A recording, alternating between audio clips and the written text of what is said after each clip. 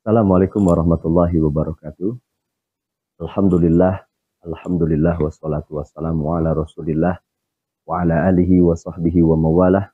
Asyhadu an la ilaha illallah wahdahu la syarikalah wa asyhadu anna Muhammadan abduhu wa rasuluhu ladzi la nabiyya ba'da amma ba'd. Wa qala Allah azza wa jalla fil Qur'anil azim, a'udzu billahi minasyaitonir rajim.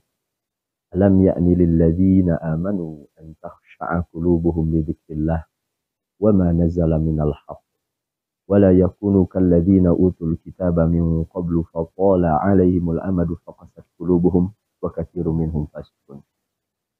Sahabat MUI Kota Cimahi semua, kesuksesan ibadah Ramadan kita tentu tidak hanya ditentukan melalui ibadah saum. Keberkahan pahala yang akan kita dapatkan di bulan Ramadan itu ditentukan melalui sholat kita selama di bulan Ramadan. Maka tentu baik kiranya kita mengikhtiarkan, kita selalu menjaga sholat berjamaah, sholat sunnah, terlebih qiyam Ramadan atau yang disebut dengan sholat tarawih. Namun jadi pertanyaan bagi kita semua, bagaimana sholat kita agar lebih berlimpah pahalanya di hadapan Allah Subhanahu wa Ta'ala. Para ulama menyampaikan bahwa kualitas sholat kita itu ditentukan bukan karena melalui beresnya semata. Karena ternyata di dalam ayat Al-Quran, justru orang-orang yang bisa jadi dia beres sholatnya, namun justru mendapatkan celaan dari Allah Subhanahu wa Ta'ala. Maka yang akan menjadi nilai di dalam sholat kita itu adalah kekhusyuan kita di hadapan Allah Subhanahu wa Ta'ala. Di dalam surat Al-Hadid ayat ke-16, Allah mengajak langsung kita semua agar khusyuk di dalam zikir kita kepada Allah, terusnya di dalam sholat. Allah berfirman, Alam ya'ni lil ladzina amanu an takhsha'a qulubuhum bi dzikrillah wa ma nazzala minal haqq. Bukankah sudah datang, sudah tiba waktunya bagi orang-orang yang beriman mereka khusyuk dalam berzikir kepada Allah Subhanahu wa Ta'ala. Hadirin ikhwati iman, ayat ini kata Abdullah bin Mas'ud, ayat ini turun, beliau mengatakan makana baina islamina wa baina an atabana Allahu bi hadhil ayah illa arba'u sinin. Turunnya ayat ini dengan keislaman para sahabat Nabi Shallallahu Alaihi Wasallam itu hanya berjarak 4 tahun saja. Apa maknanya? Ketika para sahabat Nabi Shallallahu Alaihi Wasallam, radhiyallahu anhum, mereka merasakan kenikmatan Islam selama 4 tahun, kemudian Allah mencela, menegur kepada para sahabat, kapan kalian hendak khusyuk di dalam sholat-sholat? Kalau kita jujur bertanya kepada diri kita, kira-kira kita sudah berapa tahun sholat di hadapan Allah?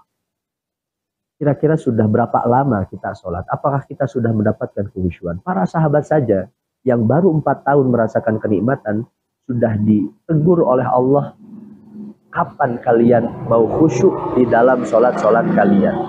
Ditanya oleh Allah Subhanahu wa Ta'ala. Maka khusyuk ini adalah di antara hal yang penting di dalam sholat-sholat kita. Apa yang dimaksud dengan khusyuk? Khusyuk itu secara bahasa ialah at-tawadhu, at-tatamun, al-mustaqim, ar-raqi. Ketundukan diri kita, kerendahan diri kita di hadapan Allah, ketenangan diri kita ketika kita melaksanakan ibadah, inilah yang disebut dengan khusyuk. Hadirin ikhwati iman, khusyuk memiliki nilai yang tinggi di hadapan Allah. Bukankah orang-orang yang khusyuk ini adalah para pewaris surga Firdaus? Di dalam surat Al-Mu'minun yang kita hafal bersama, Allah Subhanahu wa Ta'ala menyampaikan, pada aflahal mu'minun alladzina hum fi salatihim khashu'un. Sungguh orang beruntung orang-orang yang beriman, siapa yang kelak akan mewarisi surga-surga Firdaus yang disebutkan oleh Allah Subhanahu wa Ta'ala di ayat-ayat setelahnya, itu adalah alladzina hum fi salatihim khashu'un. Orang-orang yang khusyuk di dalam salatnya.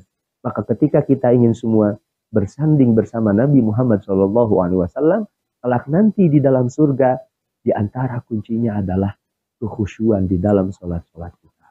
Bahkan Imam Ibnu Taimiyah rahimahullah itu menjadikan khusyuk, menjadikan satu syarat di dalam sholat kita. Nilai sholat kita karena khusyuk. Tidak ada khusyuk maka tidak ada nilai di dalam sholat kita. Beliau berdalil dengan surat Al-Baqarah ayat ke-45, wasta'inu bis-sabri was-shalah wa innaha lakabiratun illa 'alal khashi'in. Sholat ini teramat berat, namun akan menjadi mudah sholat ini bagi orang-orang yang khusyuk di dalam sholat-sholatnya. Oleh karena itu, yang menjadi pertanyaan bagi kita hari ini, bagaimana caranya agar kita semua dapat khusyuk di dalam sholat-sholat kita, agar sholat kita ini menjadi lebih berlimpah pahalanya di hadapan Allah. Saya ingin memberikan beberapa contoh bagaimana para ulama salafus sholih dahulu, mereka berikhtiar untuk menjadikan sholat ini jadi kenikmatan dan kehusyuan ketika beribadah kepada Allah. Khalaf bin Ayyub bin Khalaf, mohon maaf. Pernah satu waktu melaksanakan sholat, ia diganggu oleh lalat. Kemudian orang-orang yang di sekitarnya begitu terkagum. Khalaf bin Ayyub begitu khusyuk, ia melaksanakan sholat, dia tidak terganggu dengan lalat-lalat. Ketika ia beres sholat, kemudian ia ditanya oleh orang-orang yang di sekitarnya yang terkagum dengan Khalaf bin Ayyub. Ala yu'dzika dzubab? Bukan, apakah kamu tidak terganggu dengan lalat-lalat itu? Kemudian Khalaf bin Ayyub mengatakan, ia memberikan ilustrasi, ada orang, dia bisa menjaga sikapnya, dia bisa menjaga tagaknya di depan seorang penguasa. Kemudian ia mengatakan, wa ana aqumu baina yaday rabbi afa ataharraku li dzubabatin. Sedangkan aku barusan berdiri di hadapan Allah, Zat yang Maha Kuasa, apakah pantas aku bergerak karena seekor lalat saja? Apakah pantas, kata Khalaf bin Ayyub, ketika kita sholat hanya karena seekor lalat kemudian kita bergerak sedangkan kita berada di hadapan Allah Subhanahu wa taala.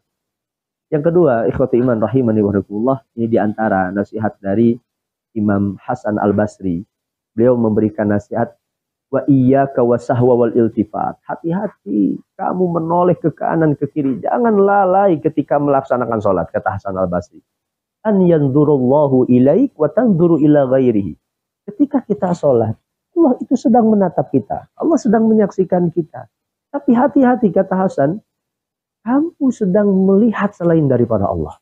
Ketika Allah melihat kita, namun ternyata hati kita sedang tidak melihat Allah. Hati kita justru sedang melihat nikmat-nikmat dunia di dalam hati kita. Hati-hati.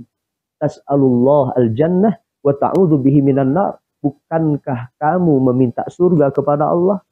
Namun ketika kita sholat tidak menatap Allah. Bukankah kamu meminta perlindungan dari neraka? Bukankah kita begitu berharap Allah melindungi kita dari siksa-siksa Allah? Maka ketika kita sholat, bagaimana agar kita khusyuk di dalam sholat-sholat kita? Tataplah Allah Subhanahu wa ta'ala dengan hati kita ketika kita sholat di hadapan Allah. Yang ketiga, hadirin ikhwati iman, ini salah satu teladan dari seorang ulama, Hatim Al-Assam. Nah, Hatim Al-Assam, beliau menceritakan, idza hanatis sholah, apabila tiba waktu sholat, asbagtul wudu. Ikhwati iman, khusyuan sholat kita ditentukan bukan hanya ketika awal takbir, tapi ketika dari sempurnanya wudu kita. Ketika kemudian ia mengatakan, aku datangi tempat sholat yang hendak aku laksanakan sholat di sana, wa aj'alul ka'bah baina yadayi. Aku jadikan Ka'bah seolah-olah tepat berada di depan diriku. Ini ikhwati iman yang pernah sholat, ketika di depan Ka'bah tepat ketika umroh, ketika berhaji, itu terasa begitu khusyuk ketika Ka'bah berada di hadapan. Wa sirata tahta qadami, aku jadikan jembatan di atas neraka jahanam seolah-olah tepat berada di bawah kakiku. Wal jannata an yamin wal nar an shimali, aku jadikan surga seolah-olah tepat berada di sebelah kananku dan neraka berada di sebelah kiriku. Wa adzunnu malaikatal maut wara'i, dan aku meyakini bahwa malaikat maut ada di belakangku. Ini diantara cara Hatim Al-Assam bagaimana ia khusyuk di dalam sholat-sholatnya. Ia menjadikan seolah-olah menyaksikan dengan benar di dalam sholat-sholatnya surga dan neraka berada di hadapannya. Dan yang terakhir, ikhwati iman rahimani wa rahimakumullah, ini diantara nasihat Adi bin Arfa'ah, bagaimana agar kita mendapatkan kehusyuan sehingga lebih berlimpah pahala kita di hadapan Allah Subhanahu wa taala. Beliau pernah memberikan nasihat kepada anaknya seperti ini, hadirin. Ya bunayya, la tusalli salatan illa annaka dhananta la tusalli ba'daha ghairaha hatta tamut.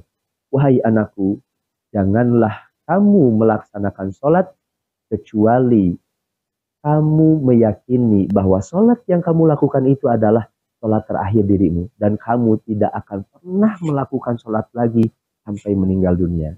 Ikhwati iman, andaikan hari ini adalah sholat terakhir yang kita lakukan, kiranya kita akan benar-benar khusyuk di dalam sholat-sholat kita. Semoga Allah memberikan pahala yang berlimpah di bulan Ramadan ini, kepada kita semua dari sholat-sholat yang kita lakukan. Dan ingatlah bahwa kualitas sholat kita tergantung kekhusyuan kita di hadapan Allah Subhanahu wa Ta'ala. Assalamualaikum warahmatullahi wabarakatuh.